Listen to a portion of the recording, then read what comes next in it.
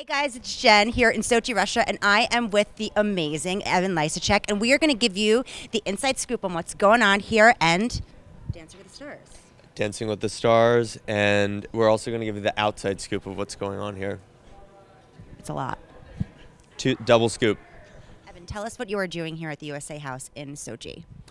Well, today I'm at USA House with City. I've teamed up with them for the Every Step of the Way program to help raise awareness and funds for a charity that's very close to me, figure skating in Harlem.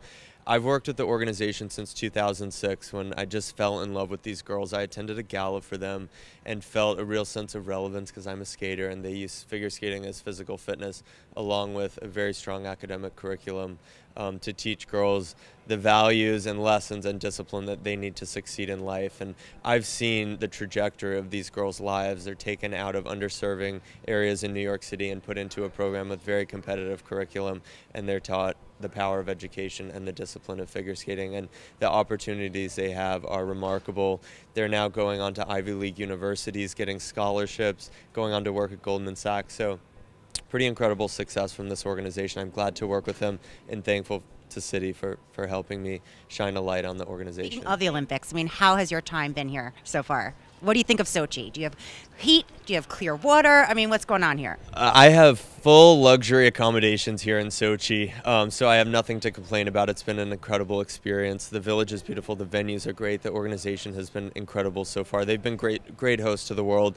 I knew it was going to be difficult for me emotionally to come and not be competing as I was training until December, but I think once the event started and I was able to cheer on Team USA and take on sort of this new role of supporter instead of athlete, I started to have a really good time, and I'm sad to leave. Now, what is it like being on the other side? So now you just have, you know, you have a different role here. You can just kind of just chill and watch it. I mean, what's it like not competing?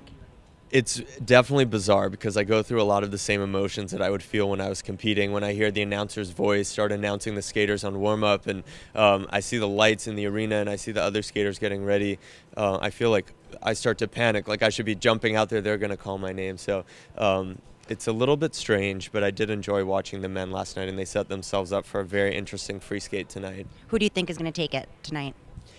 Tonight is definitely, without a doubt, for gold between Yuzuru Hanyu of Japan and Patrick Chen of Canada. No one can touch them. They've set themselves up with the highest short program totals where they're in a league of their own. Bronze is going to be interesting. There's 10 guys that are within a very close point range of the bronze medal. Jason Brown is in 6th, but just 1 point out of bronze, and he skates last tonight. So he could be the medal for the U.S. I feel like everyone at home is talking about him because he's got this long ponytail. He's kind of just like cool and chill. I mean, what have your experiences been like with him?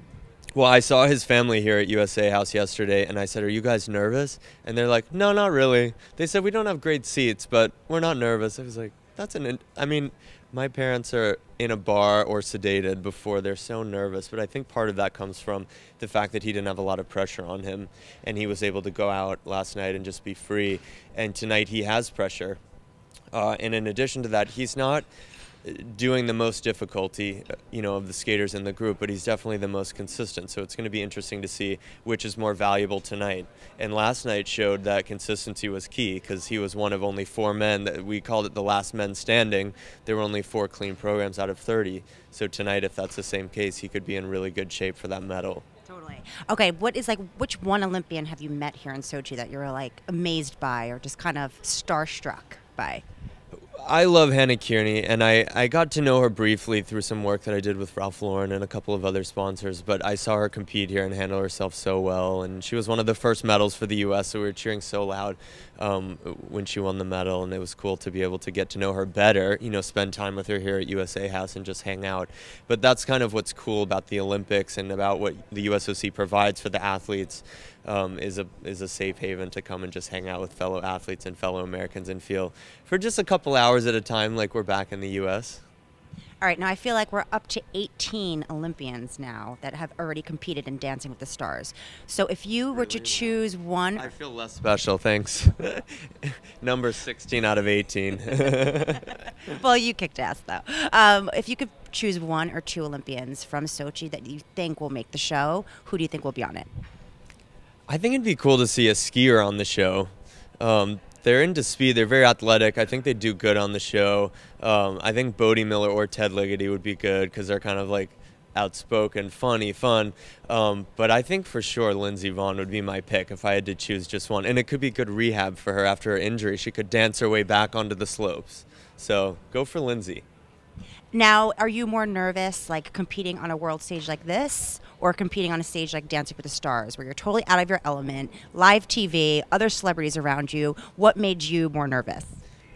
Well, this is the ultimate in live TV, the Olympics. I mean, there's nothing quite like it, and the pressure that I felt going into the finals was pretty insane because I had that expectation on myself. I wanted to win, and I had worked my whole life for it. And I think it's what makes the Olympics different than anything else. And, you know, reality TV is exciting and it's dramatic. And, you know, whether that's real or fabricated, it's very dramatic. And sometimes I wonder, why are people so fascinated constantly with the Olympics? Every game seems to be bigger and bigger.